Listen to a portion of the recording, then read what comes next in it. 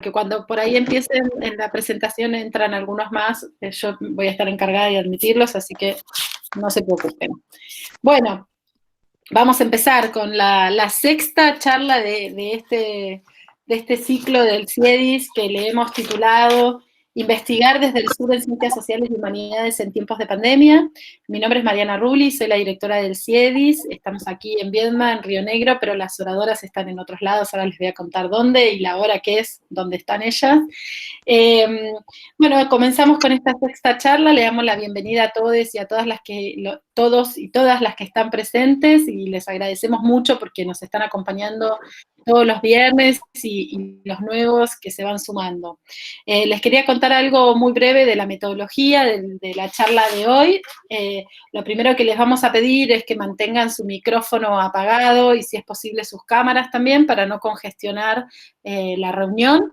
Y entonces que todos podamos escuchar y ver bien, porque las oradoras trajeron hoy una presentación para hacernos también.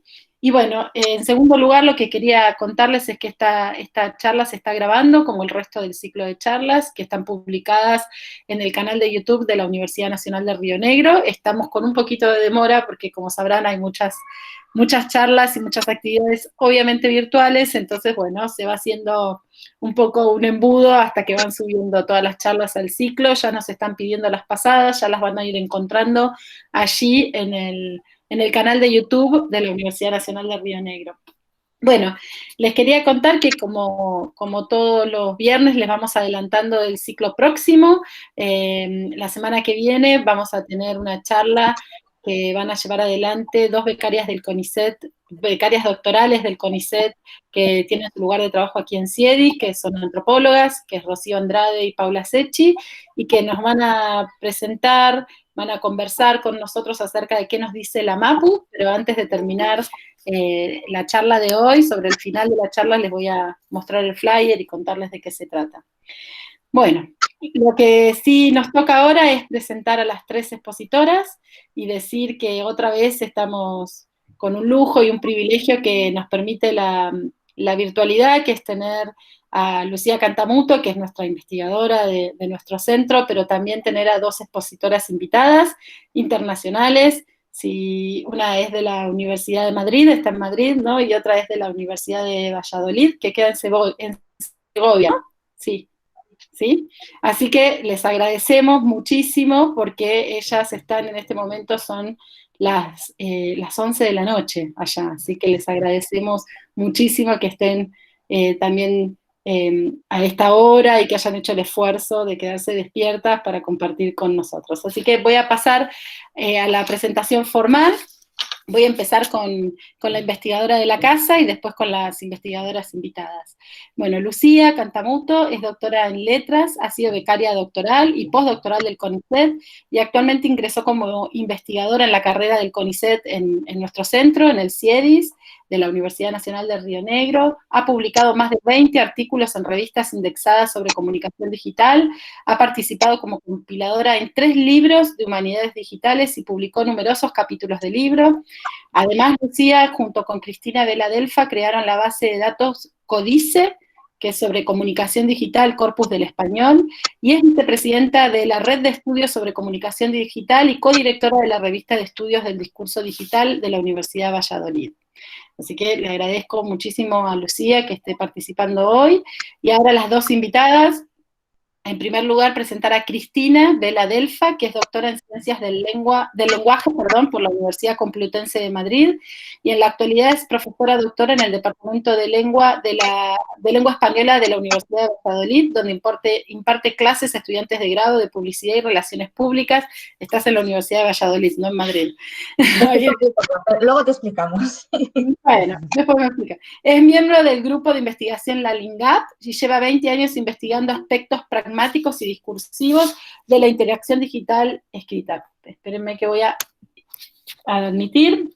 Me perdí. Su trabajo se recoge en numerosos libros y revistas científicas. Es presidenta de la Red de Estudios sobre Comunicación Digital y dirige junto a Lucía, como mencionaba recién, la revista Red, que es esta revista de estudios del discurso digital. Y por último, darle la bienvenida y agradecerle también a María Núñez Cansado, profesora contratada del doctor de la Universidad de Valladolid, perdón, es licenciada en Psicología, licenciada en Ciencias de la Información, doctora en Comunicación, máster en Neuropsicología Clínica, imparte la asignatura de Psicología de la Comunicación en grado de Publicidad y Relaciones Públicas, y también en el máster Comunicación con Fines Sociales, y sus líneas de investigación se centran básicamente en neuromarketing y la ética de la comunicación. Así que estas presentaciones lo que nos aseguran es una charla muy fructífera y en la que vamos a compartir hoy, y como siempre les damos el espacio a las expositoras, y una vez que ellas terminan vamos a dejar un lugar, por supuesto, para las preguntas y para el debate. Así que, bueno, adelante y buena charla. Bueno, muchas gracias Mariana y muchas gracias a todos y a todas las que están conectados, escuchando. En primer lugar, agradecer el espacio y agradecerles también a Marian y a Cris por estar despiertas y conectadas a esta hora, que al final es un horario para que a nosotros nos queda muy bien en Argentina, pero que para ellas es un horario de copas quizás, y no tanto de estar dando una charla. Lo que vamos a hablar hoy es este título que le pusimos Yo me quedo en casa, análisis del discurso digital en cuarentena. Este paréntesis en cuarentena en realidad quizás tendría que haber sido el paraguas de toda la charla de lo que vamos a hablar acá. Ahí está. No, perdón. Ahí está. Estoy con la computadora y con el teléfono, por eso. ¿Por qué esta charla? ¿Por qué este tema? ¿Por qué el hashtag Yo me quedo en casa? En primer lugar, vamos a hacer un recorrido por los motivos por los cuales estuvimos trabajando este tema. Es una investigación que se fue hecha en algún punto al calor de los acontecimientos, con datos recogidos en marzo, entre el 20 y el 27 de marzo, pero que en realidad fueron analizados entre abril y junio más en profundidad, y ahora seguimos trabajando con estos datos, respondiendo un poco a la situación que vivimos tanto en España como en Argentina, como en otros países del mundo, de diferentes situaciones de aislamiento social. En el caso de España, el estado de alarma que fue decretado el 14 de marzo de este año, y en Argentina del aislamiento social preventivo y obligatorio, el famoso ASPO, que fue decretado 3 días después, implementado con mayor rigurosidad a partir del 20-21 de marzo, pero que de todas maneras se da la casualidad un poco, o no es tanto casual, que en ambos países, más o menos al mismo tiempo, estaban sucediendo situaciones similares. Ay, ahí está. La investigación, en tal caso, trata de recoger las primeras impresiones, lo que primero pasó con esta foto de la gente quedándose en su casa. En algún punto hoy ya nos olvidamos qué fue esto del principio y cuando empezamos a hablar de la nueva normalidad y hablábamos de tantas cosas, pero nos fuimos acostumbrando a esta rutina de pijama y de yo me quedo en casa, y quizás hoy, 6 meses después, volver a desandar qué fueron los primeros discursos o cuáles fueron los primeros discursos que circularon en torno a yo me quedo en casa, nos parecía interesante para este ciclo de charlas. Entonces, lo que vamos a contar hoy en esta charla tiene que ver, por un lado, con una investigación, que es esta que les estoy comentando, en torno al hashtag yo me quedo en casa o me quedo en casa en Twitter, y por otro lado, otra investigación sobre memes también relacionados con las cuarentenas o confinamientos.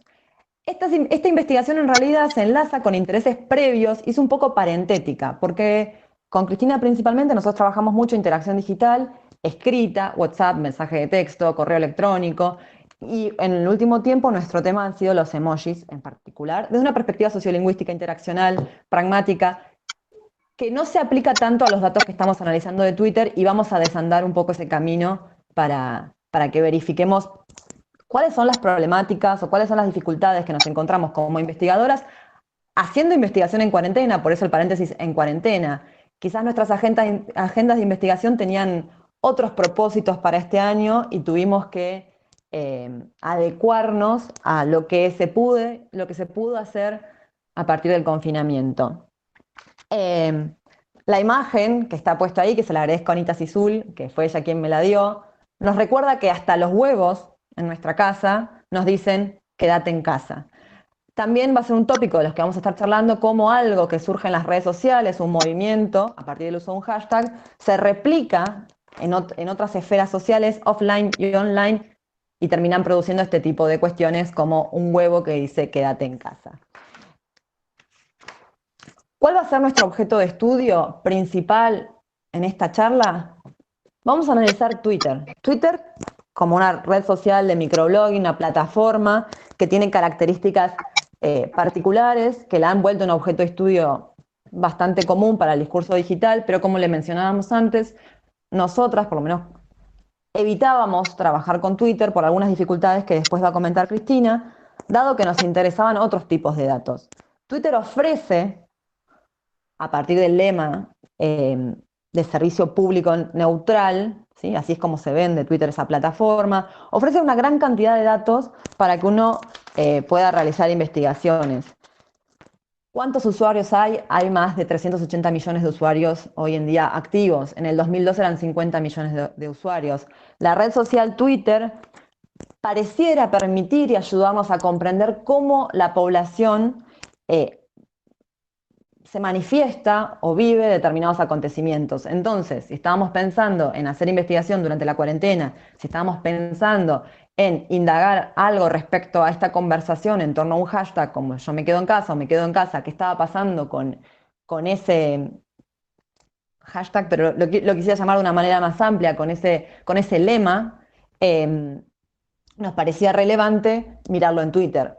Dado que nosotros veníamos estudiando los emojis, hicimos un trabajo previo en Twitter, quizás con las mismas dificultades que vamos a comentar hoy en día, que es un trabajo sobre el uso del emoji del corazón verde como insignia, un emoji con una función de insignia, a partir de un artículo que indagó sobre el uso de este emoji en la discusión en torno a la ley del aborto.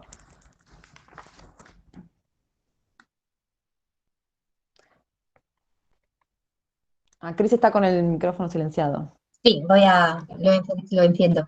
Bueno, gracias por la invitación. Vamos a ir un poco alternándonos al hablar las tres, entonces no sé si hay mucho problema en tener las tres el micrófono encendido, o al menos irlo encendiendo y apagando. Bueno, retomo un poquito donde ha dejado Lucía. La idea de venir a justificar por qué estamos trabajando en Twitter, porque efectivamente no es el ámbito natural de trabajo que veníamos desarrollando en el equipo, dado que generalmente nos interesaban más datos de la interacción privada. Sin embargo, al final, y esto es una cosa que hemos hablado mucho en conversaciones informales, hemos caído, entre comillas, nosotras también, en el trabajo en Twitter, y digo caído porque al final se ha convertido en una red social, creo que está súper estudiada.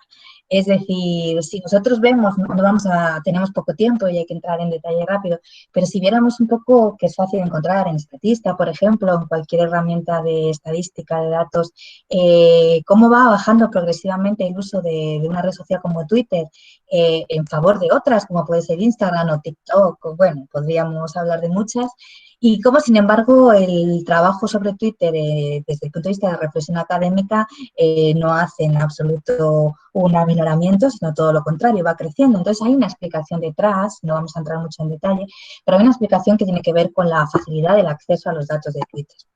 Twitter es una red social, vamos a decir, amigable para los estudiosos de las ciencias sociales, porque, bueno, la API de Twitter, todos habéis oído hablar un poco de esa aplicación, o esa interfaz de programa de aplicaciones que tiene Twitter, pues permite de alguna forma, de forma sencilla, interactuar con ella. Esta interacción nos permite, entre otras muchas cosas, la que para nosotros en este caso ha sido fundamental, que es descargar un corpus de Twitter de manera más o menos rápida, con datos abundantes, sistematizados, que pueden ser tratados desde el punto de vista cuantitativo de una forma bastante eficiente. Entonces, bueno, nuestro interés por Twitter tiene más que ver, lo queremos reconocer así humildemente, con la facilidad al acceso de datos que con otra realidad, porque vamos a ver que el hashtag me quedo en casa pues tuvo muchísima más actividad en redes sociales como pudo ser Instagram, pero en Instagram no es fácil trabajar, no puedes descargarte ni una foto, ¿verdad? Y tuvo mucha actividad en otras redes sociales como TikTok, donde se cargaron muchísimos vídeos que podían dar cuenta de una forma muy eficiente de qué estaba pasando discursivamente en ese confinamiento, pero bueno, nosotros por cuestiones metodológicas y porque queríamos hacer un trabajo, digamos, con un corpus de datos empírico abundante, pues se ha trabajado con Twitter. Cuando hablamos de datos extraídos de Twitter, ¿eso es mi computadora lo que hace ese ruido? Yo la mío. estoy silenciando a Cristina cuando Vale. estás hablando y Ok, te silencié en la presentación porque estaba haciendo ese ruido y creo que con eso se soluciona. Gracias, ok, porque María. sentía mucho ruido. ¿Qué tipo de datos vamos a encontrar en Twitter? O sea, nosotros no nos vamos a dedicar acá a definir qué es un tweet, este mensaje breve de entre 140 caracteres o más. El análisis de datos nos demuestra que la mayoría de los tweets han sido más largos que 140 caracteres, que es lo esperable, a pesar de que se pueda tuitear tweets más largos.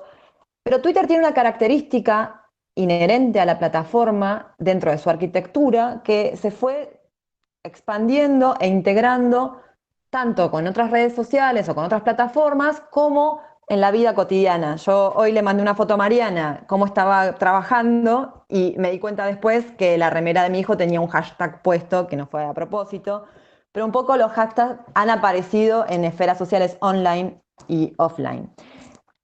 La microsintaxis de Twitter permite tres cosas fundamentales. Una, el uso de hashtags para escribir este tipo de etiquetas que permiten encuadrar conversaciones, que permiten hacer búsquedas, que permiten enlazar con otras discusiones o conversaciones que están sucediendo en ese tiempo. Permite el uso del arroba, que una colega nuestra, Violeta Cautín, llama el hipervínculo apelativo, ¿no? Esta manera de arrobar a otros usuarios para avisarles y para mencionarlos, una función muy compleja si la miramos desde el plano lingüístico. Y el uso del retweet, que puede ser homologable, pero no en el mismo sentido con el uso de un me gusta, con el uso de un compartir en otras redes sociales. ¿Por qué digo que no son iguales? Porque en realidad cada plataforma y la arquitectura de cada plataforma permite y habilita determinadas cuestiones a partir de estos botones o mecanismos que tienen que ponen a circular los discursos.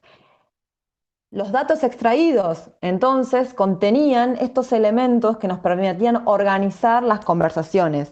Como les mencionaba, Twitter se proyecta como una plataforma neutral y democrática, ¿sí? Se solía llamar esto un servicio público neutral, y organiza el flujo de las conversaciones de la población a partir del uso de estos hashtags y a partir de crear comunidades utilizando las arrobas. ¿Cuál fue la metodología que usamos para uno de estos trabajos, que es el que está haciendo la base de toda esta investigación? Que no lo comenté, pero son dos trabajos inéditos, por lo tanto vamos a hacer mención a algunos de los resultados, pero no vamos a mostrar mayoritariamente los datos, que bueno, todavía no está publicado.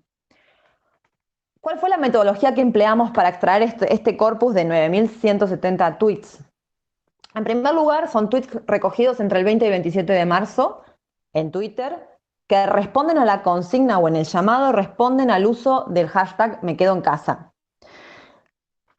Estos datos, extraídos con una API, la API BigQuery, que nos permite extraer los datos y analizarlos, fue, además, trabajado a partir de análisis de sentimientos. Los datos de Twitter se descargan teniendo, no quiero ser muy técnica, pero para explicarlo un poco, descargando la URL de donde provienen, el texto propiamente del tweet, que es lo que nos va a servir a nosotros para analizarlo lexicométricamente, pero también para analizar el uso de emojis o para analizar los encuadres discursivos que están utilizando. Permite descargar las menciones, es decir, a las otras cuentas arrobadas o con este hipervínculo apelativo. Y lo que permite también es analizarlas para sacar la polaridad que tengan esos tweets. Todo este conjunto de datos fueron trabajados con herramientas para detectar la polaridad positiva, negativa o neutra que tenían en función de una escala que iba del 9 al menos 0,9, le ponía un puntaje en función del contenido léxico, pero también el contenido de palabras, y ese puntaje le asignaba si era considerado positivo, neutro o negativo. Esto, el análisis de la polaridad de los tweets, nos permite a nosotros reflexionar en torno a unos aspectos, pero también problematizar cómo funcionan estas herramientas que trabajan a partir de algoritmos y de manera a través de datos masivos que quieren ordenar en algún punto. Esta muestra, además, fue explorada con una herramienta que se desarrolló especialmente para esta investigación, que es una herramienta que vamos a incorporar a Códice, a este proyecto que tenemos de corpus de comunicación digital, que es una herramienta que nos permite extraer emojis de manera automática en un corpus. Si bien hay muchas herramientas y aplicaciones para hacer este tipo de análisis, muchas de ellas son de pago y de pago de mucho dinero. Es importante saber que a veces hay que desarrollar las propias herramientas para analizar los datos simplemente porque tenemos que tener en cuenta desde dónde estamos haciendo ciencia. Entonces, esta investigación, uno de los aspectos más importantes que tuvo al final fue poder desarrollar una herramienta propia, que la desarrollamos con Leandro Boisselier, para extraer automáticamente los emojis presentes en un corpus tan grande. O sea, de 9.172 tweets, extraer todos los emojis de manera automática nos facilitó mucho el trabajo. De todas maneras, a nosotros esto nos permitió un análisis muy cuantitativo de conteo de fenómenos lingüísticos, fenómenos de otro tipo, fenómenos de circulación de discursos, pero dada la perspectiva que siempre llevamos en nuestras investigaciones, nos interesaba mucho más una metodología que tuviera que ver con esta minería de datos, pero que pudiera sumarse a un análisis cualitativo. Entonces, lo que terminamos realizando fue una selección aleatoria de unos tweets, un corpus de 600 tweets que correspondieran a estas polaridades positiva, negativa y neutra, para mirarlos en más detalle. Y una vez que miramos en más detalle esos datos, empezaron a emerger mayores inconvenientes de los que venimos mencionando respecto a trabajar con los datos de Twitter.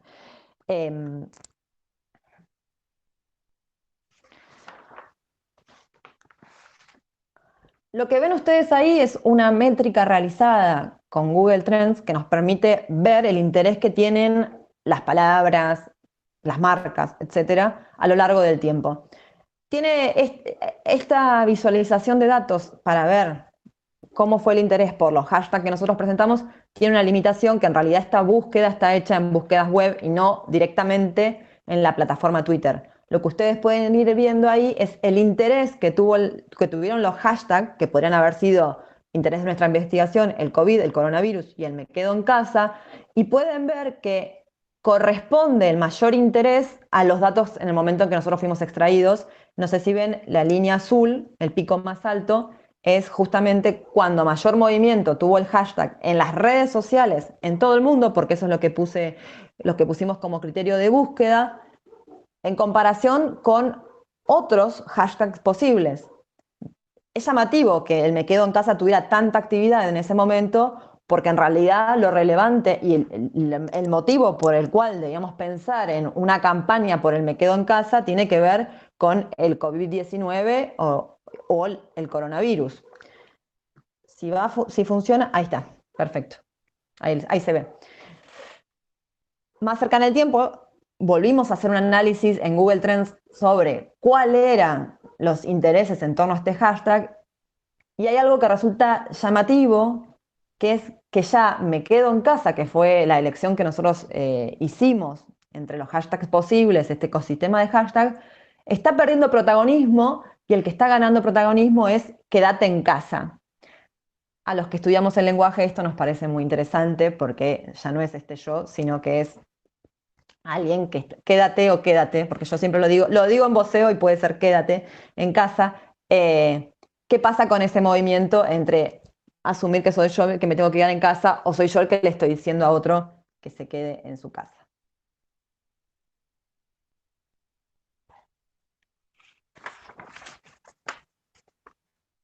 ¿Cris?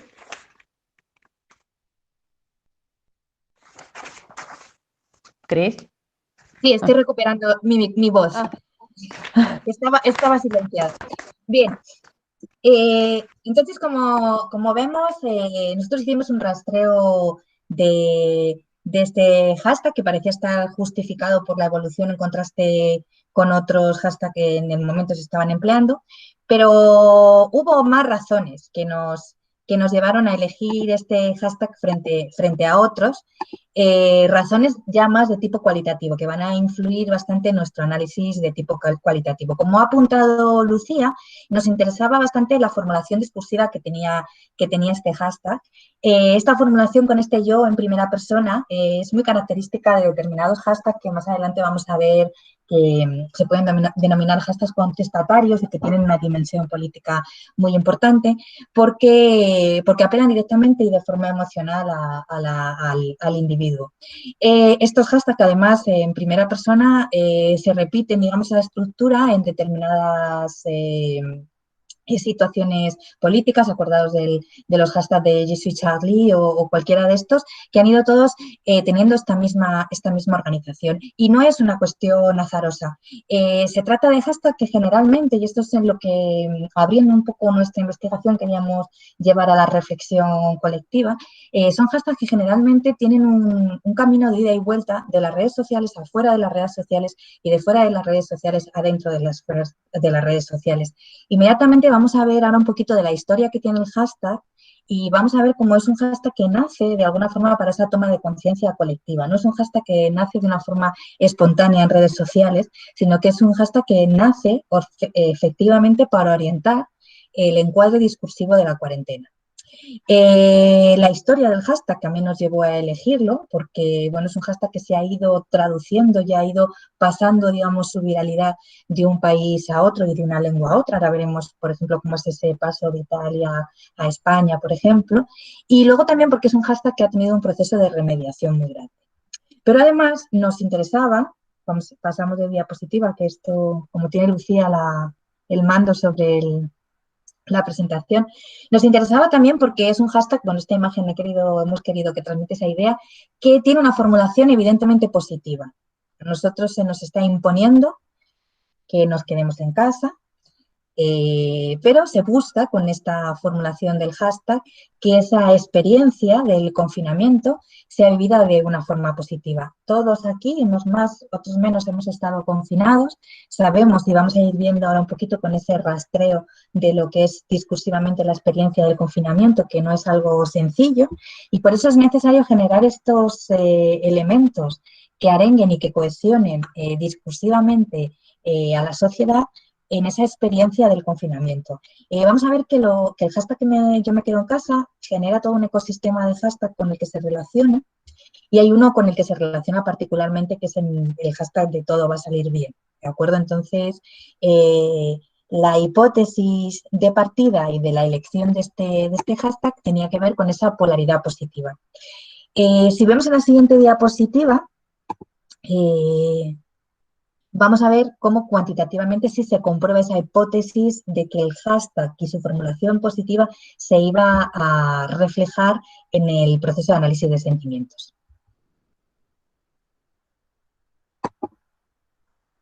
Como se ve en esta diapositiva, si recuerdan que todos los datos fueron analizados en función de su polaridad positiva, negativa o neutra, claramente la mayoría de los tweets tendían a lo neutro o positivo, ¿sí? Viendo el análisis de los datos, puede verse que por un lado el 0,9 es el más positivo y el menos 0,9 es el más negativo. La mayoría se agrupa en torno al 1 del neutro. Al mismo tiempo, si vemos en la gráfico de la derecha, ahí tenemos en qué día se fueron dando la mayor cantidad de tweets positivos, negativos o neutros. Es interesante, y acá empezamos a desandar un poco el camino de estos tweets, de dónde surgen esos tweets y qué cuentas son las que están tuiteando mayoritariamente tweets positivos, negativos o neutros. En la siguiente diapositiva tenemos 4 ejemplos, que en realidad eran 5 en la tabla original, pero quitamos uno. Son los 4 tweets, más con el que falta, que mayor circulación tuvieron. Si vamos al primero, que la herramienta de análisis automático lo ubica como positivo, al menos nos genera un poco de duda, porque dice, fallece otro compañero por el COVID-19, nuestro más sentido pésame a la familia, descansa en paz, COVID-19, me quedo en casa. Ahí vemos cómo el hashtag se circula con otro hashtag, pero la temática no sería naturalmente puesta dentro de la polaridad positiva. ¿Qué queremos decir con esto? Con que en realidad la polaridad positiva, negativa o neutra a nosotros nos sirvió para indagar desde qué cuentas se estaba construyendo esta supuesta polaridad positiva. En cambio, si vamos a los dos tweets neutros, que están catalogados de manera automática como neutros, sí estamos más cerca de lo que podríamos entender como esta polaridad positiva o esto que hablaba Cristina de todo va a salir bien, de buscar un consenso social en torno a un optimismo y aún me quedo en casa y la puedo pasar bien, puedo estar bien a pesar de quedarme en casa, con toda la construcción necesaria en un momento en el cual, volvemos a pensar esto es marzo, el conocimiento que teníamos en ese momento en torno al virus era muy diferente al que tenemos ahora, la situación en España e Italia era bastante dramática, entonces, ubicando en ese contexto estos tweets que están circulando, los dos que ponemos acá como ejemplos de neutros, nuevamente se colocan y tienen ahí conversaciones con otro hashtag como lávate las manos, pero nuevamente tenemos un conflicto con el siguiente que fue denominado neutro por la herramienta, porque en realidad no está hablando de algo neutro, sino algo más bien negativo. Estos datos igualmente a nosotros nos interesaban, como les dije, para ver desde qué lugar se construía la positividad de los tweets positivos que la herramienta entendía que eran positivos. Porque al final, lo que nosotros estamos haciendo con análisis más cualitativo era tratar de desandar qué era esta cuestión que los grandes datos nos decían, bueno, había una tendencia hacia tweets positivos, a pesar de que había errores de este tipo. Lo que nosotros veíamos eran las cuentas de estos tweets más tuiteados o retuiteados o que habían tenido mayor circulación dentro de las redes sociales, y tengo acá al lado el análisis hecho, la mayoría de las cuentas que habían sido analizadas y etiquetadas como, la mayoría de los tweets que habían sido etiquetados como de polaridad positiva correspondían a cuentas que eran probablemente usuarios influyentes o usuarios con mucha cantidad de seguidores. Estamos hablando de medios, estamos hablando de personas influyentes, de personas mediáticas, pero también al mismo tiempo, y esto es lo que nos permite el análisis a partir de promedios, ¿sí? Tomamos de la totalidad de las cuentas que habían tuiteado tweets analizados como positivos, negativos o neutros, nos fijamos cuál era el promedio de seguidores que tenían los 100 cuentas hacia arriba y hacia abajo que habían tuiteado mayor cantidad de veces, y nos damos cuenta que en realidad los tweets negativos no habían sido producidos por cuentas influyentes, como las que las llamamos nosotros, sino que habían sido producidos por usuarios, comillas, comunes, por usuarios que eran personas, y no, o bien cuentas falsas, porque también había mucha recirculación de tweets hechas por usuarios falsos o sin una identidad que uno pudiera detectar rápidamente, y eso nos damos cuenta porque, por ejemplo, tenían muy pocos seguidores, con lo cual es raro que un usuario tenga tan pocos seguidores, o cuentas que tenían más de 3.000 seguidores, 4.000 seguidores, etc. Entonces, reconstruyendo un poco esta cuestión de los tweets positivos, negativos y neutros, si bien la herramienta nos permitió ubicarlos, también nos permitió ver desde dónde o desde qué usuarios estaban surgiendo estos discursos. ¿De dónde viene este hashtag me quedo en casa? ¿De dónde viene esta campaña que podemos ver en el uso de yo me quedo en casa?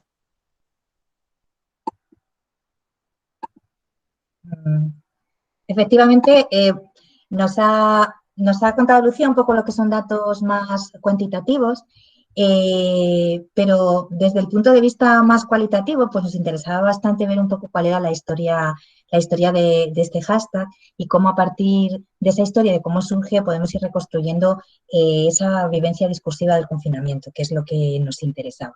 Yo no sé por qué he dejado de ver, pero debo haber sido yo la pantalla completa. Bueno, luego intento arreglarlo. Bueno, el hashtag surge a principios del mes de marzo con su versión italiana, Yo resto a casa, y formó parte de una campaña mediática que estaba destinada a instar a los italianos a que se quedaran en casa como medida de choque para detener la expansión de la COVID-19. Si recordáis, los ciudadanos italianos fueron los primeros que tuvieron que confinarse. Esta iniciativa fue apoyada por diferentes personajes, vamos a decir, personajes públicos, entre ellos, por ejemplo, bueno, ahí la foto que tenéis es Laura Pausini, que se dedicaron pues a compartir vídeos en redes sociales que etiquetaban con este hashtag, instando a sus conciudadanos a que se quedasen en casa y empezaron a generar esa sensación de hermandad, de solidaridad en torno al confinamiento. Este proceso de viralización en Italia pasa rápidamente a España. No sé si puedes pasar a la siguiente diapositiva, Lucía, porque yo ahora no sé por qué no las estoy viendo en la pantalla. Y en España, antes incluso del propio proceso de confinamiento, se empezaron a circular por redes sociales vídeos que estaban etiquetados con el hashtag que me quedo en casa. No sé si puedes poner para que se vea, para que veamos un poquito este vídeo que he enlazado en la presentación y veamos un poco, me interesa verlo porque podemos ver en él cómo en principio se planteaba como una especie de reto. Veis estos retos que se han ido viralizando, estos retos que tienen una dimensión social importante y el reto de quedarse en casa, pues se plantea de esa manera. También yo creo que vayamos viendo cómo se evoluciona en este proceso de lo positivo a lo no tan positivo, cómo se empieza a viralizar desde una perspectiva muy positiva. Lucía, no sé si le puedes dar. Anestesista, quédate en casa. Necesitamos. Hola, somos hematólogas. Súmate al reto. Quédate en casa, trabajamos por ti. Hola, soy Francisco Javier Candel, consultor de enfermedades infecciosas y microbiólogo. Súmate al reto, quédate en casa, es por el bien de todos. Soy Julio Mayón. Únete al reto y quédate en casa. Vale, entonces vemos esa idea positiva del reto de quedarse en casa que pronto se convierte de un reto a una obligación. Es donde vamos a ver ese paso cuando se decreta el estado de alarma.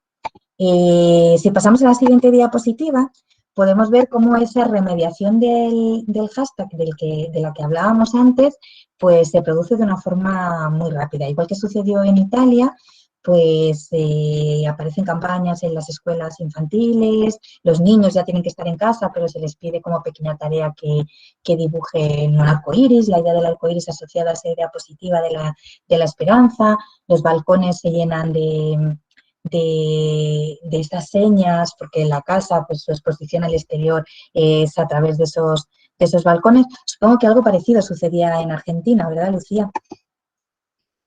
Sí, de hecho nosotros acá también tuvimos el mismo reto y hoy en día estos carteles forman parte del paisaje lingüístico de las ciudades, porque si uno sale en coche o con las medidas de seguridad necesarias, vamos a seguir viendo estos arcoíris que están convocando a un grupo particular a participar gracias, Cris, a participar de esta campaña positiva. Se involucró a los más pequeños para que participen en esta búsqueda de la positividad, ¿no? En la campaña de Yo me quedo en casa.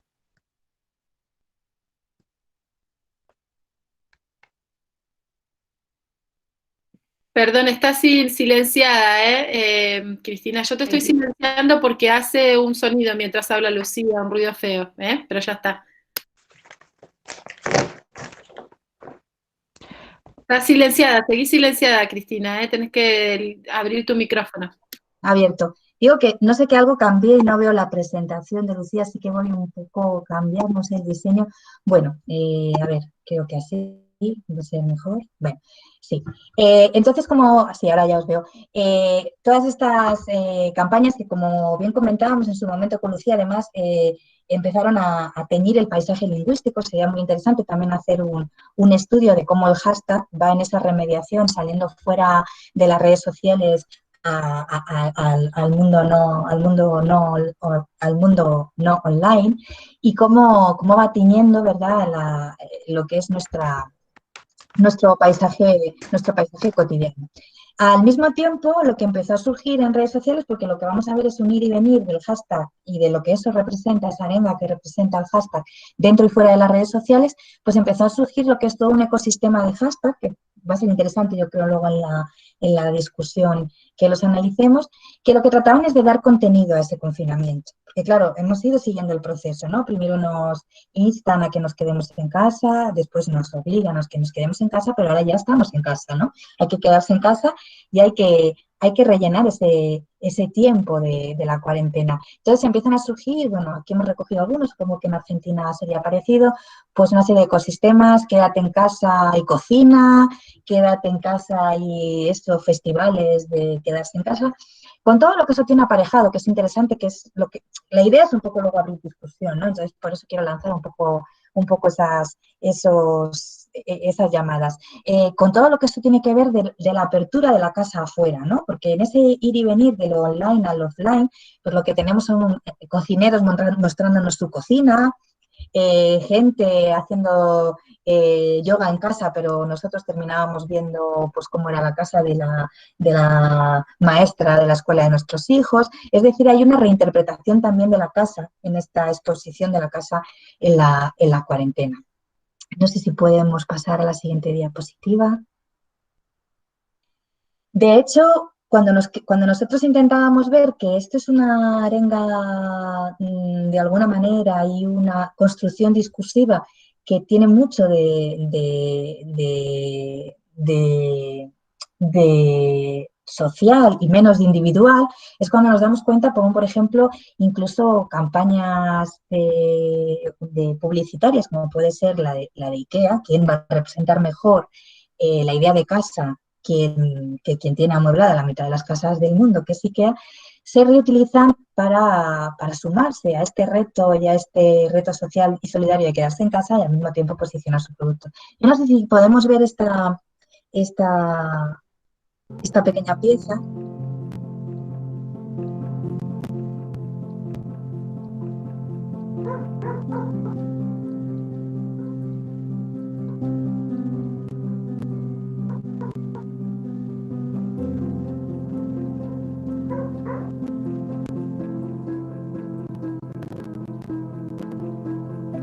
Yo soy tu hogar y voy a estar para ti, aguantando todo lo que venga. Yo creo que más adelante en la discusión, seguro que Marian, que puede darnos más pistas desde el punto de vista publicitario de esa apelación a lo emocional que hace este hashtag, este spot. Es interesante ver cómo se le da la palabra, en este caso a la casa, porque el quédate en casa al final, bueno, vamos a ir viendo cómo eso enmarca discursivamente todo lo que es la actualidad con esa idea del encierro, ¿verdad? Pero ya que empieza, bueno, por intentar romper un poco la seriedad de la charla, empiezan a aparecer cosas nuevas, ¿no? Ya he dicho que los cocineros nos mostraban sus casas, pero IKEA también nos muestra unas casas divinas, ordenadísimas. Yo cuando veo este spot digo, qué maravilla, ojalá que en mi confinamiento hubiera sido, ya no te digo en una casa así, desde el punto de vista de la decoración, pero vamos, del orden, de la limpieza, de la organización, de la armonía de los niños. Entonces, bueno, me parecía interesante también poner sobre la mesa de la discusión cómo toda esta campaña al final empieza a romperse cuando se hace muy difícil el confinamiento y empiezan a surgir situaciones, vamos a decir, cuando menos humorísticas. Entonces, bueno, yo creo que en la siguiente diapositiva vemos, bueno, hubo un momento en que muchas figuras mediáticas, supongo que en Argentina ha pasado lo mismo, se sumaron a esta idea de mostrar su solidaridad y alentar a la población a la importancia de quedarse en casa y empezaron a compartir vídeos de sus cuarentenas, muy bien intencionados, pero que generaron, bueno, yo este título lo saqué de un artículo periodístico que leí que me hizo mucha gracia, que generaron ese rechazo, porque claro, yo me quedo en mi casoplón, no sé si en Argentina se utiliza este término casoplón como casa. Bueno, pues es una casa que es casi una afrenta contra la humanidad, quien puede tener esos casoplones. Yo me quedo en mi casoplón, que tuvo que ver mucho, bueno, en España en particular, pues un vídeo que publicó Ronaldo, en el que se veía lo feliz que vivía en su maravillosa piscina. Sergio Ramos, que a lo mejor es menos conocido, pero que es otro futbolista, que ahora no me acuerdo cómo se llama su mujer, que Pilar Rubio, puede ser, bueno. que son una familia muy mediática, no han hecho como un reality con sus hijos y también con la mejor intención del mundo, publicaron un vídeo de cómo era su vida cotidiana en ese confinamiento. Entonces aquí ya empezamos a ver cómo ese intento de discursivo de encuadrar positivamente el confinamiento no es tan sencillo. Primero porque puso sobre la mesa muchas desigualdades, no es lo mismo confinarse en una casa que en otra, y no es lo mismo confinarse de una manera que otra, no es lo mismo tener o no tener trabajo. Bueno, luego yo creo que esto será algo de lo que todos podemos hablar, porque todos hemos estado confinados. Y esto es lo que nos lleva a pensar ya desde ese análisis más cualitativo. ¿Son los hashtags unas meras etiquetas? Obviamente no. Los hashtags tienen un efecto muy importante de encuadre. En esa idea que antes decía Lucía y que me parece muy interesante que resaltemos, un encuadre que no es en absoluto inocuo, porque Twitter no es para nada una red social democrática e igualitaria, sino que la información se distribuye de una forma muy clara y tiene unos efectos políticos y sociales muy, muy evidentes. El hashtag va a servir para crear una comunidad de eco, incluso una cámara de eco. Podemos luego explorar un poco esa idea, ¿no? En donde las mismas ideas recirculan una y otra vez, va a dar lugar a una comunidad discursiva. Es muy interesante también el análisis en Twitter de los tipos de comunidades discursivas que se generan, si es una comunidad discursiva estable, si es una comunidad discursiva densa, y en el caso este particular nuestro, vimos que en absoluto no eran redes que mantuvieran una conversación muy densa y constante, sino que eran asociaciones muy puntuales y tiene más que ver efectivamente con un intento de encuadre. Pero claro, no se puede pasar de diapositiva, Lucía. Encuadre, que yo doy por hecho que todos manejamos el concepto, bueno, de comunidad y el siguiente diapositiva de encuadre de Edman, pero por si acaso alguno no, es un concepto muy sencillo, yo creo que la foto lo dice todo, no hace falta que yo hable demasiado, porque el encuadre simplemente es esa idea de que siempre que presentamos una información, siempre, y cuando digo siempre es siempre, estamos seleccionando, filtrando, enfatizando, relacionando información, como cuando hacemos una foto, ¿verdad? Entonces, evidentemente, cuando se elige un hashtag, cuando se etiqueta un tweet y cuando se decide utilizar unas palabras y no otras, estamos haciendo un ejercicio de encuadre. Entonces, ¿qué sucede con este encuadre? Yo creo que la siguiente diapositiva, que es la del análisis lexicométrico, nos puede dar una pista de cómo era este encuadre, ¿verdad, Lucía? Sí, lo que nosotros veíamos es que este activismo del hashtag tenía inconvenientes, porque como dice José Van Dijk, al final esto de hacer militancia a través de un clic o activismo a través de un clic tiene contrapartidas muy, muy diferentes. Tenemos por un lado lo que comentaba Cristina, las personas con mucho dinero mostrando sus casoplones o sus casas gigantes, sus mansiones y los efectos que eso produce, pero por otro lado, como es una comunidad poco densa y en realidad los tweets que nosotros analizamos en ese momento eran en realidad tweets que no tenían mucha circulación entre sí, no muchos retweets, no tenían muchos faps, eran tweets que se emitían y no recirculaban demasiado. El análisis lexicométrico de estos tweets, o sea, muy cuantitativo, nos permite ver la diferencia que hay entre los tweets más positivos, que es la nube de palabras superior, versus la nube de palabras inferior, que eran los tweets negativos. Si uno mira simplemente las palabras, si bien aparece España, porque justamente la mayor cantidad de tweets corresponden a España, nosotros no hicimos un análisis en función de la georreferenciación, sino simplemente que hicimos el corte en función de si eran hispanohablantes o no, y tenemos la mayor parte de los datos de Argentina y España, porque justamente fue el momento en el que se decretaron los confinamientos y las cuarentenas en los dos países, pero también hay otros tweets de otros países hispanohablantes. Lo que vemos es una construcción que tiene que remarca esta cuestión del gracias, la casa, el ánimo, lo positivo, sí, sí, sí, mientras que en lo negativo aparece nuevamente esta cuestión del sí, pero empiezan a aparecer contenidos más políticos. Como se ve, se nombra el PSOE, que es un partido político español, aparece la cuestión del presidente, gobierno criminal. El análisis lexicométrico ampara un poco el análisis el análisis automático que se hizo de la polaridad de los tweets, pero también nos permite darnos cuenta de la movilización que hubo a partir de los tweets negativos. Uno de los aspectos que fuimos señalando y que queremos volver a remarcar es que este análisis hecho en la red social Twitter tiene la contrapartida de que no es una red tan horizontal como se como se espera o como fue propuesta cuando se creó. En realidad, es más interesante este mismo análisis realizado en espacios o en plataformas de donde circula de manera más horizontal el contenido, donde se produce de manera más horizontal el contenido y que responden a la cultura popular.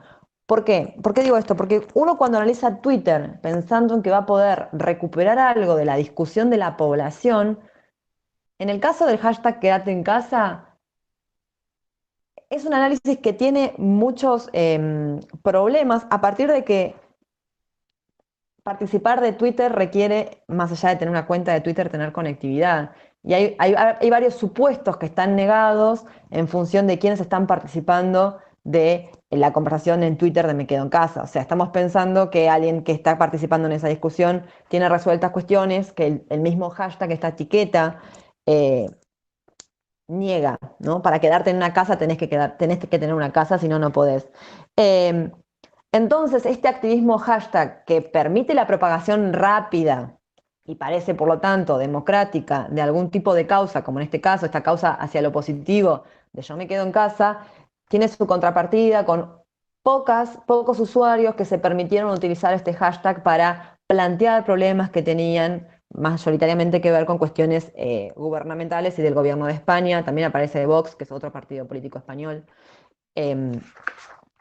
Por lo tanto, nos pareció una buena manera de complementar este estudio que hicimos sobre Twitter y sobre lo que estaba sucediendo en esta red social en ese momento particular, con un análisis más de la cultura popular y en función de otra red social, que es WhatsApp, que es quizás el terreno donde nos sentimos más cómodas porque es donde hemos trabajado más este tiempo. Lo que ustedes ven ahí es una cita de un grupo familiar de WhatsApp del día 27 de junio del 2020 a 102 días de aislamiento, en el cual se estaban compartiendo memes y una de las participantes dice, reírnos es lo que nos queda, memes, muchas memes. Entonces lo que vamos a hacer ahora es complementar este análisis de Twitter y del hashtag Me Quedo en Casa, sin haber mostrado todos los resultados a los que llegamos. Además hicimos un análisis de los emojis frecuentes y cómo los emojis estaban ahí apoyando o no apoyando estos encuadres discursivos, y pensar la cultura popular y cómo fue la población atravesando este lema de Me Quedo en Casa a partir de diferentes memes que nos permiten darnos cuenta de lo que sucedió.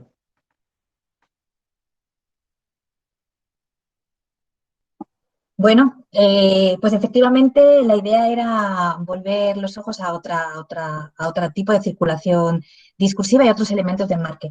A mí los memes me interesan mucho últimamente y entonces al mismo tiempo que recogimos los datos de Twitter, hicimos una llamada para la creación de un corpus colectivo de memes que se ordenaron desde el punto de vista cronológico y que estoy en proceso de análisis y que es bastante representativo de qué estaba sucediendo en el caso de España, porque los memes son recogidos en España, pero bueno, hay algunos que la circulación de los memes es tan grande que algunos supongo que son comunes, incluso hay uno que puse que específicamente dicen que es argentino, para ver un poco cómo se estaba vivenciando realmente esta situación de la pandemia y del confinamiento, la cuarentena. Porque, bueno, no sé si los memes es algo que hayáis estudiado o que entre los presentes tengáis interés, pero la verdad que son un producto desde el punto de vista social muy interesante. La memética, que es una disciplina que propone el concepto de meme, pero no para meme de Internet. Nosotros vamos a utilizarlo para meme de Internet, pero el concepto de meme originalmente es una especie de réplica del concepto de genes. Los memes serían como el correlato de los genes. Los genes son los que sirven para perpetuar esa información biológica. Bueno, yo no soy bióloga, lo mismo digo cualquier tontería, pero me entenderéis. De una generación a otra, y los memes serían el equivalente cultural que también sirven para perpetuar esa información cultural de una generación a otra, que nos hace adaptarnos mejor a las situaciones y nos hace entender cómo vivimos. Por ejemplo, un meme, desde este punto de vista, pues serían las reglas que permiten jugar al fútbol en el patio del colegio o jugar a la rayuela o a lo que se juegue, o las reglas del baile o cosas mucho más profundas como pueden ser cómo interactuamos y generamos los roles en una familia. Todo esto entraría dentro de esos memes. Bueno, pero los memes de Internet, que recuperan bastante esa idea, son también elementos que se replican que tienen que transmitirse para poder vivir, hay esa transmisión genética de la viralidad, y que nos dan cuenta de qué está pasando. A nosotros nos interesan los memes porque representan lo que en ese momento se está sintiendo, porque los memes son productos anónimos. Bueno, hay alguien que los crea, pero precisamente no se marca el origen, que nacen precisamente de la reelaboración. En el meme hay que reconocer algo viejo, pero añadiéndole algo nuevo, y que tienen además, no necesariamente, pero muchas veces un sentido del humor. En este caso, además, particularmente, los memes de este periodo eran muy humorísticos, los que se han recogido. Por eso yo me he inventado ese hashtag "yo me río en casa", porque ya no nos quedaba otra, ¿verdad? Como el ejemplo que nos comentaba Lucía. Y bueno, aquí hemos puesto algunos memes para repensar si identificamos nuestras cuarentenas en este proceso, ¿no? Originariamente, vamos a la anterior primero, eran como muy neutros, ¿verdad? Bueno, pues nos vamos a reír, qué gracioso, nos quedamos en casa, qué diría nuestro horóscopo, pues Aries pasará una larga temporada en casa, Tauro pasará una larga temporada en casa, Géminis pasará una larga temporada en casa. O bueno, de estos había muchos, de bromas graciosas entre juego de palabra, y tengo tanto tiempo que en vez de poner los garbazos a remojo los voy duchando de uno en uno. De estos hay bastantes más. No sé si puedes pasar al siguiente, Lucía. La verdad es que no se está aburrido en casa, pero me parece increíble cómo en un paquete de arroz hay 8.976 granitos y en otro 8.982, ¿no? Ya empezamos a darnos cuenta de que quedarse en casa no era tan fácil, las cabezas empiezan a no funcionar tan bien, y estos pequeños chistes dan cuenta de eso. La lavadora solo acepta pijamas y chándales. Le puse un vaquero y apareció un mensaje: quédate en casa. Esa misma idea que decía Lucía, hasta los huevos nos dicen quédate en casa. No voy a hacer el juego de palabras, pero hay una expresión en español de España que incluye lo de los huevos, y no sé si tendréis en Argentina también, pero así estaban algunos, parece, en este momento ya de la cuarentena. Pasamos a la siguiente. Incluso los había un poco más, vamos a decir, molestos o tocanarices, porque había quienes incluso nos decían: oye, ¿te estás quejando tú porque llevas en casa 2 semanas? Pues mira, Juana de Castilla, a sus 46 años, estuvo 46 años recluida en un castillo de Tordesillas. Bueno, pues yo no soy Juana I de Castilla, y déjame en paz, que me puedo sentir mal por estar recluido. O incluso ya empezaban las fricciones en casa, ¿no? Porque si el gatito nos quería echar, no quiero pensar cómo estarían las parejas y los hijos ya también de encontrarnos todos juntos día y noche. Entonces, bueno, ahí empezamos a ver un poco ese cansancio, ese positivo que parecía en nuestro análisis del hashtag. Empezamos a ver que no era tan positivo en la realidad. Pasamos al siguiente. Lucía, sí. De hecho, la cuarentena ya cuando aquí, en torno al mes de cuarentena, empezaron porque nosotros, no sé en Argentina, pero se nos iba decretando la cuarentena cada 15 días, entonces ahí había un momento de bajón, ¿no? Como probabilidad de que la cuarentena termine en 15 días, ninguna pero en azul. Está a punto de finalizar los 30 primeros días de confinamiento, hazte premium, con este guiño también, bueno, de todo lo que hubo, Netflix, películas en casa, bueno, con todo lo que después vamos a ver de esas desigualdades, porque había los que estaban diciendo cuántas series de Netflix habían visto, y estaban los que no éramos ni capaces de organizar el trabajo y la familia. Bueno, siguiente diapositiva de memes. Claro, quedarse en casa implicaba teletrabajo. También hay una buena parte de memes que están en reflexión del teletrabajo. Me identifico un poco con el primero, filólogo en cuarentena. Vemos que la vida cambió mucho del filólogo. Y empiezo el teletrabajo, que debe ser un albañil o algo así. Y aquí estos dos memes son jocosos, pero tienen mucha amiga, que podemos ver después. El que tiene trabajo y el que no tiene trabajo. El que podía seguir ganando el sueldo, el que no. El filólogo en cuarentena, pero por favor, la mayoría de los filólogos dan clase. No he puesto, para no aburrir, todos los memes que hay sobre profesores, cómo damos clase, no damos clase, cómo éramos capaces de sobrevivir. Pero bueno, aquí hay mucha amiga también para la reflexión, porque quedarse en casa, pero la vida seguía, y los gastos, ¿verdad? Y el trabajo. Vamos a la siguiente. Luego también estaba cómo nos quedábamos en casa, ¿no? No era lo mismo preparar el teletrabajo que preparar el teletrabajo con niños. Yo creo que la primera imagen lo deja claro. Y bueno, luego además, como los memes van siempre haciendo guiño a lo que sucede, pues a nosotros nos pilló la cuarentena en plenas vacaciones de Semana Santa, ¿no? Por eso tenemos esta maravillosa imagen Pasión de Cristo, y tus amigos sin hijos explicándote cómo han sufrido el aislamiento, ¿verdad? Pues igualito que los hemos tenido. Siguiente diapositiva, vamos a ver. Las metas, además, porque quedarse en casa significaba durante un tiempo hacer mucho, tener unas metas, tener que rellenar esa cuarentena, luego significó no hacer nada. Ahí hubo también una tensión que puede ser interesante ver, que los memes lo reflejaba, entre buscar propósitos para la cuarentena y asumir que la cuarentena no tenía por qué ser productiva. Y perdón que insista en lo de los niños, pero que a mí es que esto me ha marcado. Metas para la cuarentena sin hijos y con hijos. Y además, esta última, ya no voy a cansar con más memes, aunque podríamos estar aquí hasta las 3 de la madrugada españolas. Esas buenas intenciones, además, ¿os acordáis al principio el hashtag yo me quedo en casa con los cocineros diciéndonos cómo teníamos que comer saludablemente y demás? También hay otra línea importante de memes que tiene que ver con el aumento de peso y con la dieta, pero bueno, yo creo que quedan bastante sintetizadas en hoy he quemado 3.500 calorías.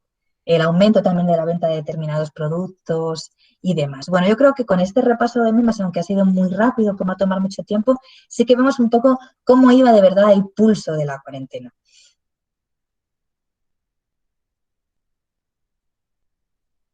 Bueno, y para cerrar esta conversación que nos está haciendo un poco más larga, la pregunta es, yo me quedé en casa. O sea, lo que nosotros vimos con el análisis tanto de Twitter y en contraposición con el análisis de estas memes, es que al final lo que uno podía recuperar en Twitter negaba muchas de las condiciones reales en las cuales se estaban llevando adelante estas cuarentenas. O sea, lo que planteábamos a lo largo de la charla, la posibilidad o no de tener acceso a una vivienda o en qué condiciones está esa vivienda para quedarse en su casa. Hace poquito salió un informe que una de cada tres familias en Argentina por lo menos tiene problemas de vivienda, del tipo que sea, la cantidad de viviendas que faltan, la posibilidad de conectarse o no conectarse para participar o no participar de una conversación. Entonces, en contraposición con esa positividad tan manifiesta que podíamos observar en Twitter, que negaba las otras realidades y que a la hora de verificar quiénes eran los perfiles que estaban participando de esas conversaciones, encontrábamos que era un determinado perfil, nosotros nos sigue interesando más esta cuestión de pensar cómo circulan los discursos en interacciones más propias del ámbito privado, ¿sí? Que al final son un termómetro social mucho más claro, y en ese sentido la meme es súper potente como termómetro social. El análisis que mostró Chris es súper interesante porque además tiene tiene un anclaje cronológico, ¿no? De qué manera se fueron produciendo y circulando esas memes a lo largo de los días que pasaban de confinamiento. Esa cita que puse de reírnos, solo queda reírnos de memes en el día número 100, y llevamos, no sé qué estamos, pero pasaron 2 meses de esa expresión. Realmente los memes han sido los elementos de esta cultura digital que nos han permitido sobrevivir a las cuarentenas, o por lo menos tener otras herramientas y pasarla, que las diferentes campañas que se fueron haciendo en Twitter. Lo que nosotros fuimos encontrando en Twitter, si bien al principio había una manifiesta búsqueda por proponer actividades, yo me quedo en casa pintando, era una de los hashtags que aparecían en los datos que nosotros teníamos, propuestas de cocina, propuestas de actividades. No les pusimos para no sobrecargar todo el análisis de los emojis que aparecían, pero por ejemplo en los emojis positivos aparecía una cantidad grandísima de emojis que no son típicos en la interacción cotidiana por WhatsApp, que eran todos aquellos que estaban relacionados con instrumentos musicales, con películas, con contenidos que podían ser transmitidos en vivo. Entonces Twitter sí se volvió como un espacio en el cual recirculaban propuestas de actividades para determinados usuarios. Si hoy vamos a mirar qué se está inscribiendo bajo el me quedo en casa, que igual ya es un hashtag que no tiene mucha productividad, al menos en una búsqueda muy informal, ¿qué es lo que vemos? Que el hastío que podemos ver en las memes aparece en Twitter, pero ya no como una conversación cohesionada a partir de un hashtag. Nosotros lo que tratamos de mencionar al principio era esa cuestión de cómo los hashtags cohesionan de alguna u otra manera estas comunidades discursivas, pero también estas discusiones o conversaciones que se pueden dar en una red que, repito, fue pensada como una arena política, como un termómetro social, como un servicio público que dejaba que fluyeran ¿no? Uno puede ver las tendencias, cuáles son los tópicos, cuáles son los tópicos o los trending topics que están sucediendo en Twitter, pero si uno desglosa de dónde provienen esos hashtags que están teniendo mucha actividad, al final a veces es un grupo muy reducido de usuarios que están haciendo circular esos discursos. De hecho, en el libro de José Van Dijk señala que solamente hay un 10% de usuarios que son los mayores productores de contenido y el resto incluso no lo pone ni a circular nuevamente. O sea, a veces se retuitea y por lo tanto circula nuevamente el contenido, pero si no, ni siquiera eso. Entonces, nos parecía interesante, si bien no había sido la idea original, contraponer qué tipos de enunciados estaban circulando en una red social pública con datos muy fácilmente asequibles y con todos los beneficios que tiene estudiar Twitter versus otra investigación que tiene que ver con qué está circulando en las interacciones más del ámbito íntimo y privado, que son más horizontales y que permiten reponer esta cuestión de la cultura popular. Como repito, no nos metimos mucho en el tema de emojis, solamente lo voy a mencionar, pero por ejemplo, otra de las campañas que se vio mucho en Twitter fue ver cuáles eran los emojis que la gente había utilizado en cuarentena, y de nuevo aparecían muchos que tenían que ver con cómo pasar el tiempo dentro de casa. Pero si vamos a un análisis de cuáles eran estos memes que estaban circulando, en realidad había como una crítica o una incomodidad quizás a la extensión de estos confinamientos. No sé si Cris querés agregar algo más, y si no, ya podríamos empezar a pasar a las preguntas, a los comentarios.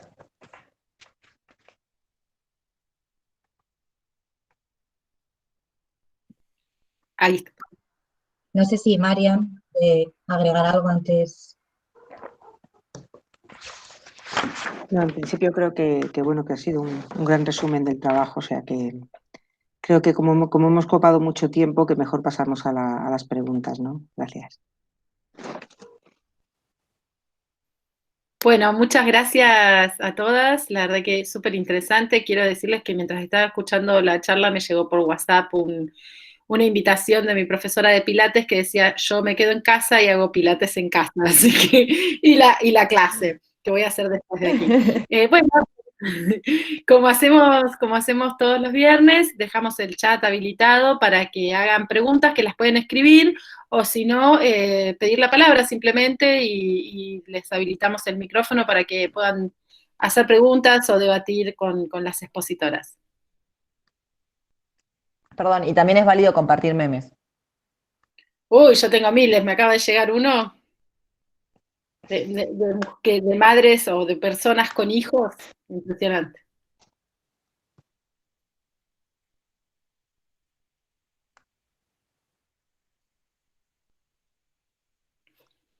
Habilitamos.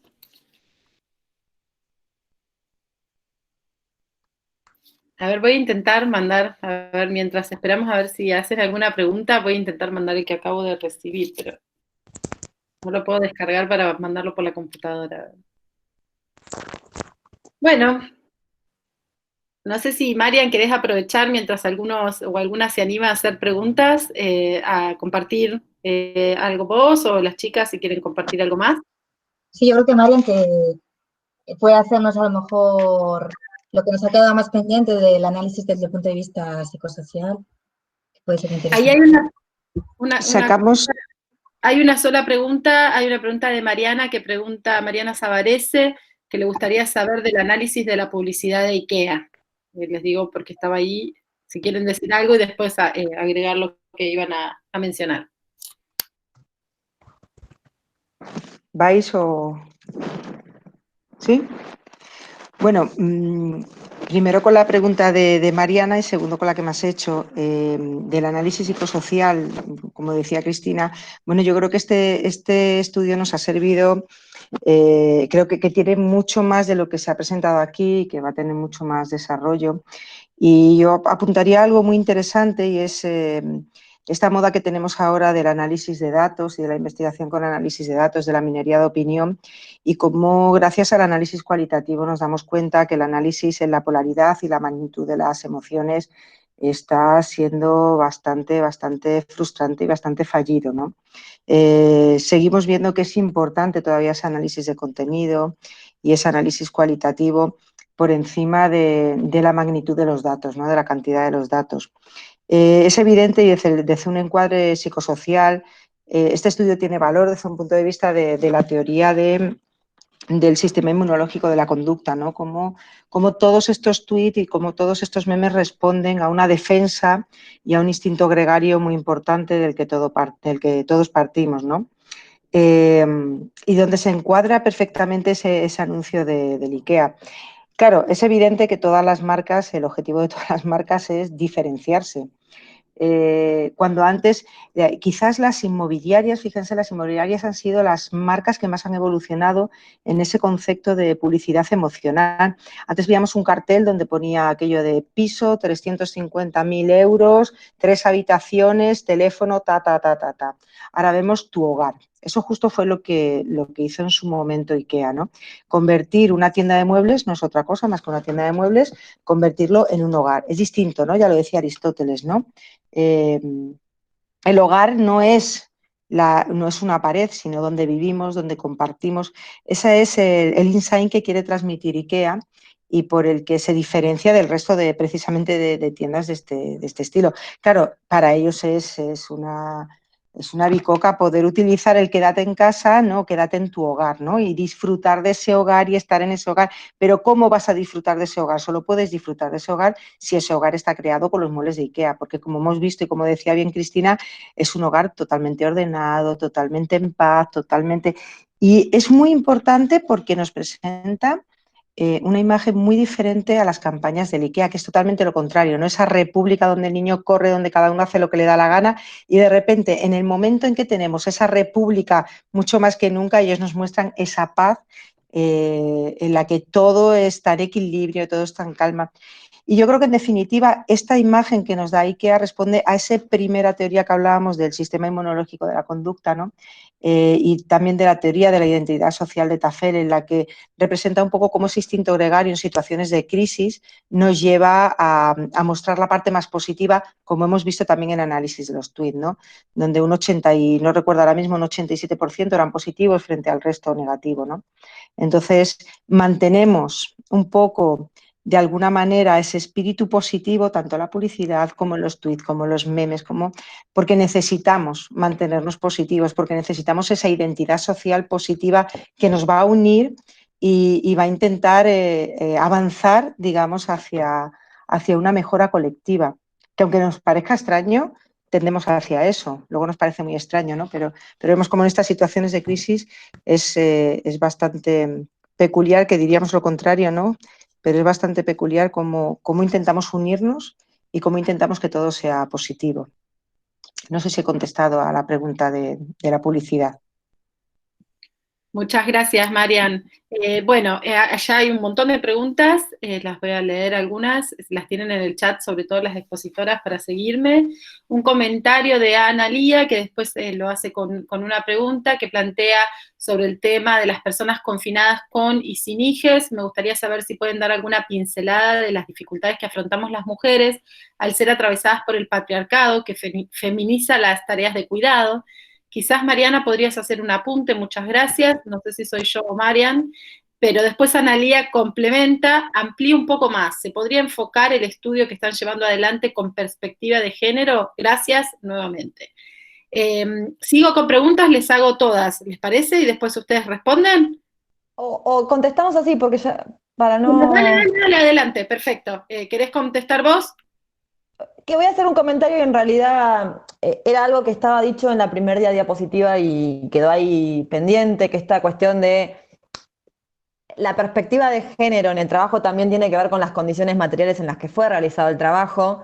Somos mujeres, en el caso, Marian está salvada de esto, pero Cristina y yo tenemos hijos pequeños y fue una investigación hecha también al calor de nuestras propias vivencias. Entonces, en ese sentido, como que todo el tiempo emergía esta cuestión de cómo poder llevar adelante un análisis con las condiciones en las que estamos llevando este análisis adelante y qué encontramos. Yo creo que sí sería mucho más interesante lo que podríamos encontrar si lo pensamos desde una perspectiva de género, pero no los datos que recogimos en el principio, porque si uno lee los 9.700 mensajes de ese primer corte ese primer corte que se hizo, en realidad la vivencia que estaban teniendo las mujeres todavía no estaba tan influenciada por lo que efectivamente terminamos viviendo. O sea, en el momento de los datos del 20 al 27 de marzo, la positividad era tan manifiesta que incluso circulaban muchos tweets que tenían que ver con llenémonos de actividades con nuestros hijos, llenémonos de actividades, hagamos, pintemos, hagamos los arcoíris, cocinemos con ellos. O sea, realmente los discursos que circulaban ahí negaban estas desigualdades que al final, incluso quizás las mismas personas que no se dieron cuenta en ese momento de lo que estaban tuiteando, a lo largo del desarrollo mismo de las cuarentenas y los confinamientos, sí fueron cambiando el tono. De hecho, para mí es una cuestión que tenemos pendiente en el momento que saquemos adelante tiempo, que eso sería como el factor que nos está limitando a muchas de las conclusiones que nos gustaría llegar y que no podemos realmente llevar adelante los análisis, es confrontar cómo ha ido modificándose este tono positivo del principio en función de quiénes son los usuarios que están tuiteando.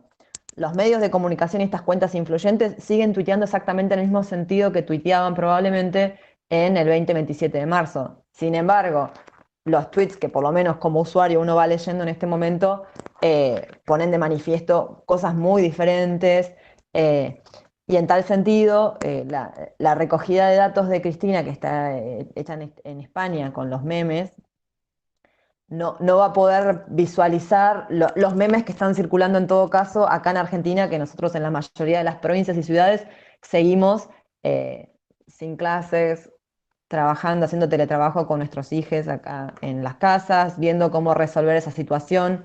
Entonces yo creo que esa es una línea para seguir investigando este tema súper interesante, pero repito, no con los datos que tenemos hasta ahora. Incluso dudaría si a través del hashtag me quedo en casa, sino pensar dentro de este ecosistema de hashtag que había disponibles, algún otro que pueda dar cuenta de la situación de las mujeres.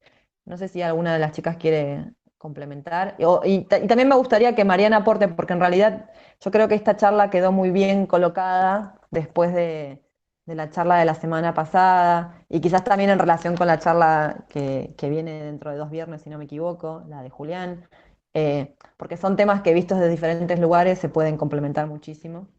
Así que no sé si Cris o Marian o Mari quieren comentar algo más. Bueno, sí, yo, iba a decir exactamente eso, ¿no? Respecto de cómo la semana pasada estuvimos analizando desde esa perspectiva de género las desigualdades de cuidados que muy bien mencionaba Analía, así que creo que ha quedado, ¿no?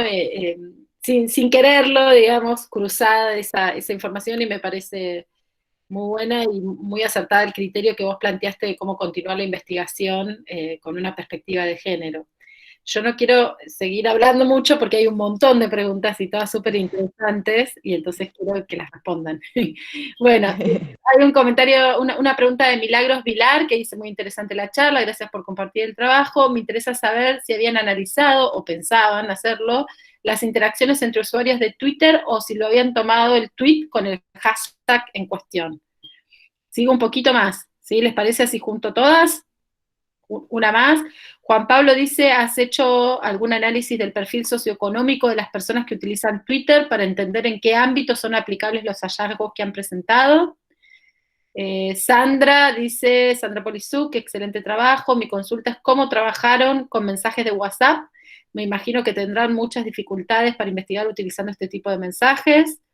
Lucía Sanfardini también felicita por el trabajo, compañeras. La verdad es que es muy interesante la investigación y la felicita, y pregunta si pudieron observar cómo es la participación de les niñes en estos tweets, es decir, cómo son referenciadas sus voces desde el discurso adulto, y si aparecen de alguna manera sus voces o sus enunciados. Mariana parece que le agradece a Marian la respuesta, y Juliana Rivas dice, Marian Núñez hace unos minutos se refirió al desarrollo de las publicidades de las inmobiliarias. No me quedó claro si se refería específicamente en el contexto de pandemia o estos últimos años. Y ahí está la respuesta, no la había visto, perdón, de Marian. Bueno, les doy la palabra, así pueden responder. Bueno, de forma rápida y sintética, si quieres, yo creo que muchas de las cuestiones que habéis que has planteado tienen que ver con cuestiones más metodológicas, que Lucía y yo hemos estado planteándonos más de WhatsApp o más en el equipo ya de las tres en relación a otras redes sociales. Claro, por ejemplo, el perfil socioeconómico de Twitter, nosotros hay que reconocer que esa es una limitación. Podemos saber datos sobre qué acceso hay a Twitter en Twitter en general, pero no de nuestra submuestra en particular, porque el problema de de los datos masivos o de los big data, ¿no?, que está ahora tan de moda, es que se pierde mucha profundidad de los datos. Nosotros no podemos ni fiarnos si el tweet lo ha hecho una mujer o un hombre. Cuando hablamos de la perspectiva de género, podríamos decir, se filtra por foto femenina, masculina, por nombre, no podemos fiarnos. Entonces, para estar dando palos de ciego es mejor asumir una cierta limitación.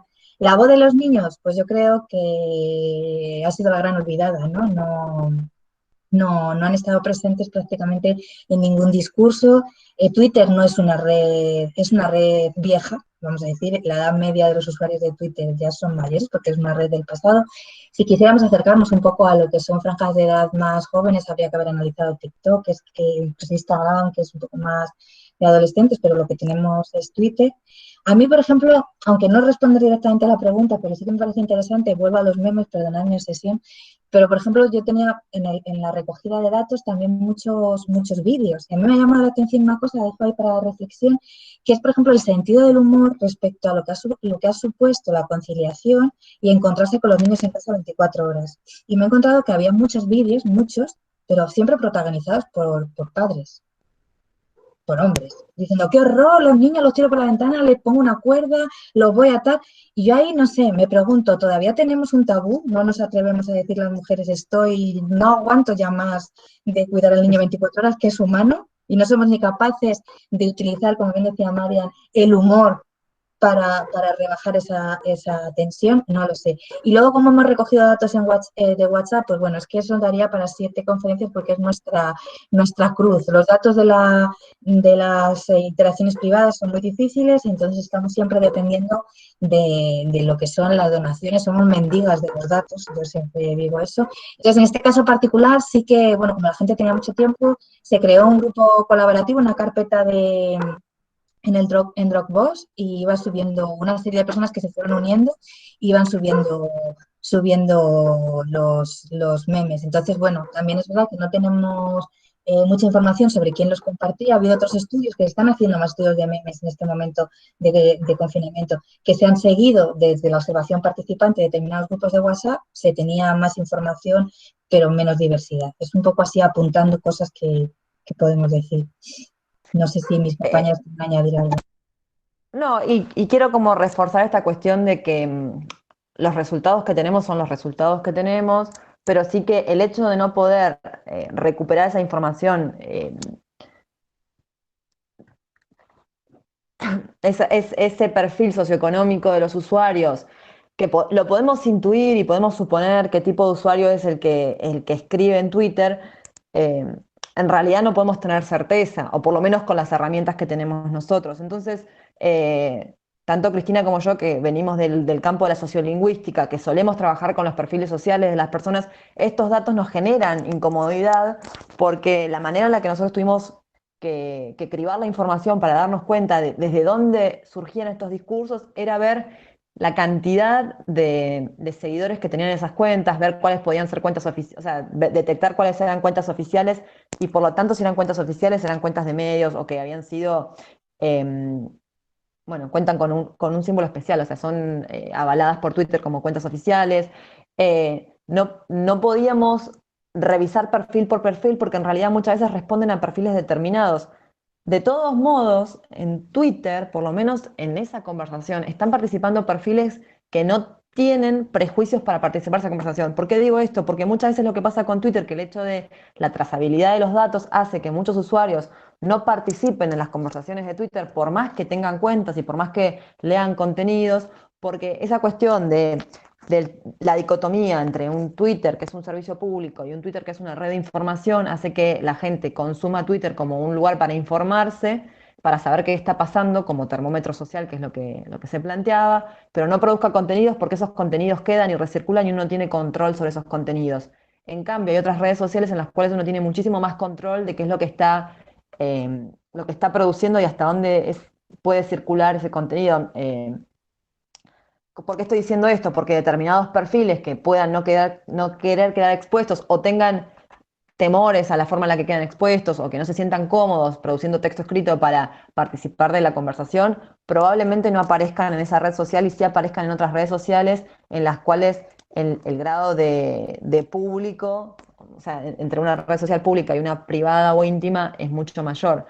En realidad a nosotros nos genera esa incomodidad porque estamos sacando conclusiones sobre algo que parece que no lo dijo nadie, lo dijo Twitter. ¿Sí? Y eso es como el doble discurso que tiene Twitter.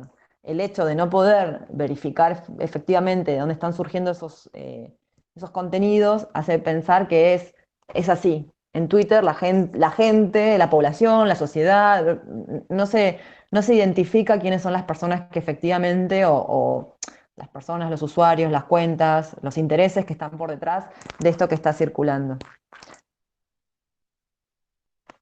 Me gustaría decir que, bueno, es un poco con lo que empecé a hablar antes, ¿no? Que hay que ser muy cautos con el Big Data. Y esta investigación precisamente nos está mostrando esto, ¿no? Hay que ser muy cautos porque el Big Data al final son unos datos que hay que analizar despacio.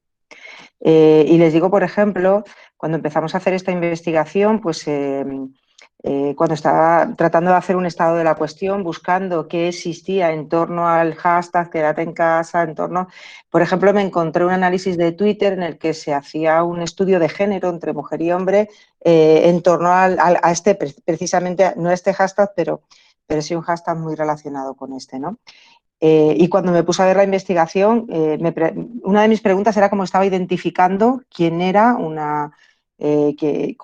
cómo dividirlo en género, ¿no? Y cómo apartar. Claro, el anonimato aquí yo creo que es imprescindible, ¿no? Cada uno en las redes somos quien queremos ser y no tenemos por qué ser físicamente lo mismo que somos en las redes, ya no solo en género, ¿no? Entonces hay que ser muy, muy cauto. Pero yo creo que en cuanto al perfil socioeconómico, ahí sí que podemos centrarlo un poco más, porque realmente sí existe un perfil socioeconómico de los usuarios de Twitter. Por lo tanto, los que estamos analizando responden a un perfil socioeconómico, ¿no? Entonces, yo creo que ahí sí que podemos hacer una generalización en relación a esos usuarios de Twitter. No en relación al género, no en relación, pero sí en relación a ese socioeconómico. Yo creo que sí sería metodológicamente fiable o válido hacer esa generalización o ese estudio de perfil socioeconómico en base al usuario y a las características del usuario de Twitter. Bueno, muchas gracias. Cristina, perdón. Solo un apunte, es bastante anecdótico, pero realmente no podemos, hay un perfil de usuario de Twitter, no podemos saber exactamente el subgrupo de personas que estaban tuiteando de yo me quedo en casa, qué características particulares, pero sí podemos saber los que no estaban tuiteando en relación a la conversación yo me quedo en casa, que es los que no tenían casa. ¿Y por qué cuento esto? Bueno, hay una anécdota, salió hace muy poco en el periódico, había una persona que tenía una cuenta de Twitter que estaba generando ya muchos seguidores, mucha influencia de alguien que cada día estaba posteando información sobre un deportista famoso. No sé si lo habrá leído, Mario, porque ha salido en un periódico nacional. Aquí también de salió. repente, también llegó ahí y de repente dejó de tuitear con la pandemia. Entonces, estos pequeños elementos, si vosotros ha llegado también allí, lo conoceréis, porque no tenía hogar, y entonces, bueno, pues estaba haciéndolo desde una biblioteca, creo que iba, ¿no? Entonces sí que nos deja entrever que al final es más complejo de lo que parece. Quién hay detrás de cada una de esas cuentas es una historia muy importante y que en este caso particular lo que sí sabemos es que los que estaban participando eran personas que estaban en casa con una conexión a Internet, que ya es bastante dato, buena, que funcionaba bien. Hay otro meme que no he comentado, pero que era gracioso, que decía, en cada crisis política los políticos han dicho frases muy importantes. El presidente de España dijo, tenemos conexión a Internet. Y bueno, era un poco para reírse de que menuda cosa subrayaba, pero bueno, es verdad que en España una de las comparecencias del presidente de gobierno fue casi la mitad subrayando la buena conexión a Internet que tenía el país. Entonces, bueno, sabemos algunas cosas de los que estaban participando en la conversación, pero muchas nos escapan, sí. Bueno, un poco alineado con lo que estabas diciendo, hay una pregunta de Soledad Bercelino, que la felicita y que agradece por la presentación, y dice siempre la transversalidad de clases, raza y género aporta luz, y pregunta si hay algún análisis que vincule el uso de Twitter como herramienta de comunicación política. Muchos. Perdón, Lucía, te voy a pedir si podés dejar de compartir, que voy a compartir una cosa. Sí. Bueno, ahora sí, Sí, claro. adelante, perdón. Adelante, Cristina, adelante. No, quiero decir que hay muchos que precisamente Twitter desde el punto de vista de la comunicación política está muy, muy utilizado. Quería recomendarle un trabajo en particular, a ver si tengo aquí la referencia que me pareció muy interesante, pero bueno, si no logro encontrarla por no ralentizar, el último número de la revista Dígitos, que es donde apareció publicado nuestro trabajo sobre el emoji del corazón verde, tenía unas muy buenas aportaciones. Bueno, sí, en particular es de una profesora de la Universidad de Buenos Aires, creo que es Seifer, se llama, que es precisamente de un análisis de los hashtags desde el punto de vista de contestatario político. Creo que si quiere explorar por ahí sería un buen trabajo de arranque, porque además está muy documentado de bibliografía, pero sí, Twitter y la política son el binomio, ¿no?, de investigación clásico y hay mucho por ahí que rascar. Bueno, y voy a hacerles la última pregunta, que es la de Sandra Polizuki. Digo, la última pregunta, podemos quedarnos un montón, pero Marian y Cristina son las 2:30 de la mañana del sábado, ¿no? Allá. Así que, no, 2:30, 1:30 de la mañana ya es muy tarde, así que la última pregunta, la de Sandra, que dice, bueno, muchas gracias por los aportes y muy valiosos. Si podrían caracterizar qué tipo de humor predominó en los memes y si también hubo burla y discriminación de algún tipo. El humor, es difícil poner la frontera entre la ironía, la burla, el humor. Eh, bueno, había mucho, desde el punto de vista, mucho humor político, que no he comentado, porque sobre todo como son memes de España, están muy unidos a la actualidad. Mucho humor desde el punto de vista de la reinterpretación intertextual, coger cualquier elemento y una reinterpretación.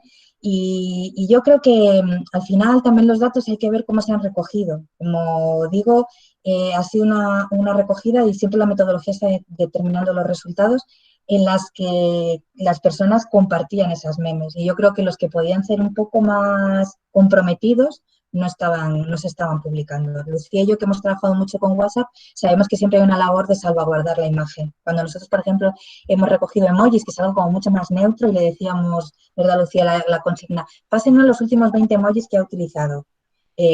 Muchas veces si aparecía la cerveza siempre había un comentario, bueno, no bebo tanto, pero es que salí con mis amigos.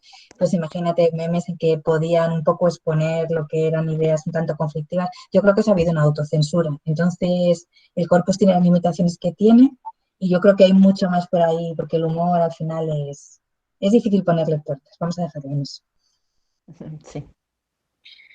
Bueno, muchas gracias. Les agradezco si me pueden decir si estoy compartiendo, si se está viendo el flyer de la semana que viene. Bueno, ahora las vamos a despedir a Cristina, a Lucía y a Marian, pero antes que se vayan, quería comentarles que la semana que viene, el viernes a las 11 de No se ve, Mariana, no se ve el flyer, se ve la presentación, tienes que ponerlo. Ana, a ver, gracias. Seguimos, se ve tu pantalla, tenés que ir al flyer, me parece, para que se vea.